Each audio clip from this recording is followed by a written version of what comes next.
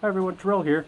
Just out for a hike today, and then I thought I'd do a quick update on what's going on. So we've got approval for the update for 3 Down Stars version 1.4 for new Nintendo 3DS and new Nintendo 2DS XL. So that's exciting. We're trying to get that published as soon as possible, so it's been approved. It's just a matter of getting that. Got to hit the go button on the eShop. And again, the major fixes will be that we have fixed the projectile weapon glitch, so throwing weapons, projectile weapons like the bow and things that shoot something out. That's been fixed. It doesn't cause crashes anymore. The game loads much faster.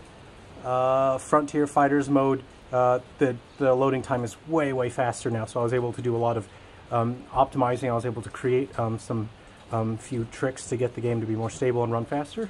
I'll pause it now. I've got someone here. All right, and we've unpaused it. Yeah, I've added quite a bit of content. We fixed up the Frontier Fighter stages, so you will be able to get through and unlock all the stages now. There are 100 stages. 20 of those are very special stages. They are the carnival rides at the Moose Steak Festival, so you can actually ride the carnivals and you have targets to shoot, so 20 of those are special stages. There's a new outfit for Soldier. Again, everyone voted. Thank you for voting. So we got the pirate costume. For Soldier, you don't unlock it the same way you unlock other costumes. You actually have to have, in Frontier Fighters, in your inventory, you have to have the antique pistol and the antique rifle. So they're both black powder weapons. You have to have that in your inventory, and then you'll be able to unlock the pirate outfit for Soldier. The game will just say, hey, you've got those things, here you go. So hopefully that update launches soon. I think someone's coming again, so I'm going to have to pause it. Hold on. Well, it's pretty busy here. Looks like everyone's out wanting to get some fresh air. It's a really cool spot here. In the Blue Mountains in New South Wales, Australia. Anyway, what I was saying, I don't even remember what I was saying because I had to pause it and people walked past. So I hope Undertakers will be out on the store as well soon. That's very exciting. So I did say in the last video that I wanted to get and talk about some stuff that's a bit more interesting than, you know, what's coming up in terms of games that are launching. What I hope people find very rewarding and very fun and interesting is the characters crossing over from one game into another. So when I'm designing the games, the games are always based around the characters themselves and the core concept of what is, one, what is the objective of this character, and two, what mechanically does the player do to help that character achieve their goals. And I always consider what mechanics will be interesting, and I consider how and why is this game in the Silverfall series, how is it different from the other games, why should it be different, and what about the mechanics of the game make it interesting. And so the characters of the games are very much connected to the mechanics of the games itself. In 3 Down Stars, what I think makes it interesting outside of the standard gameplay mode is the skill link system, and I think it's a way for players themselves to problem solve and to put things together in order to unlock the skills, and I think that's sort of the draw of 3 Down Stars. And in very much the same way of this in the story that Holt, Annalise, and Moss have to put things together.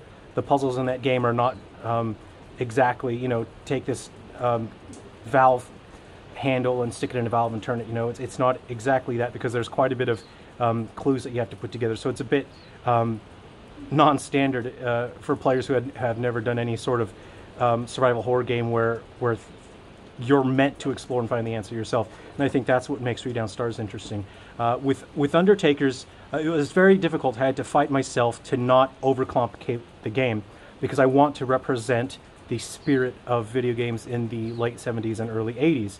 The story of Undertakers is set in the 70s, and it's very much a simple gameplay style in which, again, it's about exploration, because the player has to explore an area that's quite large. There's no map, there's no guide, there isn't exactly anyone telling you exactly where to go, but there are objectives in Undertakers. As you achieve certain things in the story, there will be some text that appears at the bottom of the screen that sort of says, okay, do this. So I'm not exactly leaving players in the dark when it comes to that. But it's very open-ended, and it's not the kind of game where you hoard items. You know, it's not like a Zelda where you think, oh cool, I'll build up, you know, oh, I've got 99 arrows, 99 bombs, cool.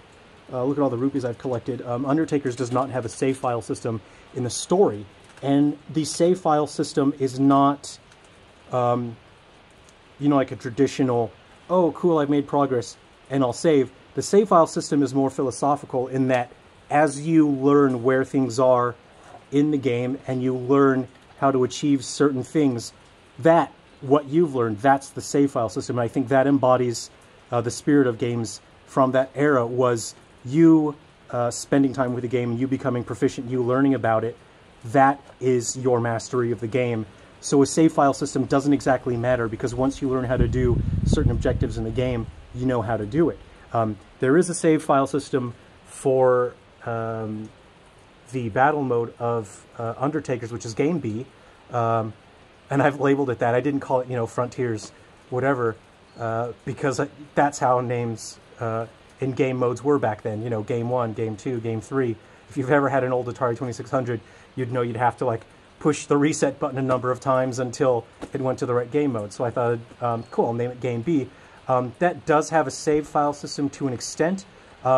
As you complete missions and you earn pages to comic books, you have to earn all of the pages in a comic book. Once you get all the pages for that comic book, that becomes a skill comic, and you can equip one skill comic per mission on your character, and that will boost one of your stats. It'll change the way you play that character.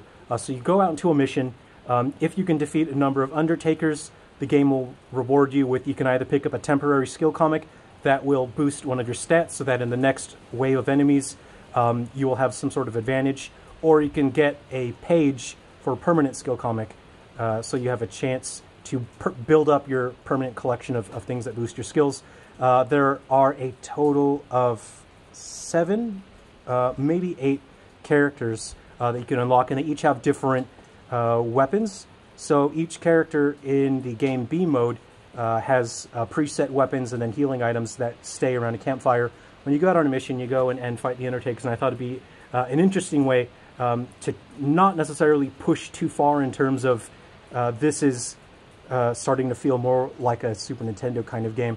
I tried to not push it too far in that realm, and I really wanted it to still feel like an old-fashioned 8-bit game, but still make it rewarding to play different characters and make there a reason to be other characters mechanically. So mechanically, each character is different, but as you spend time with the characters in the story and you become familiar with the character's history, their skills, their hobbies, it becomes rewarding when you see a character and, you know, he's got a bow and arrow and he's got, you know, a throwing axe or something, and you think, oh yeah, that's because he likes this or he likes that thing. So for players who have been with the series and learn more about it, I think it's more rewarding on a deeper level like that, when you feel like there's a connection you have to the character because you know something about them. So anyway, those are some a little bit of insight on the development of the game and what I think about when I'm putting the game together, and how I think a game could be rewarding when people play it, especially if they're already familiar with the characters in the series. So thanks a lot for checking in. It's always fun chatting with you guys when you guys send me messages online. I really appreciate that. I'm going to be doing a giveaway for Silver Falls 3 Downstars on the new Nintendo 3DS. So I'll probably be posting that the next day or two. So if you've got a friend who doesn't have it yet and you think they would enjoy it, go ahead and let them know that there will be a giveaway soon. And we hope to get as many people playing 3 Downstars as possible. The more we have, the better. And hopefully we'll have Undertakers out. That'll be something that I hope people have a lot of fun with. And I am focusing my attention on Episode Watchtower now for Nintendo Switch. But if things go really well with Undertakers and Episode Watchtower, I can say that Undertakers for 3DS does not have to be the last Silver Falls game on 3DS. I do have other things planned. If it works out, they may not be huge games, but they're still exclusive games for the 3DS. So I'm appreciative of everyone's support. Thanks very much.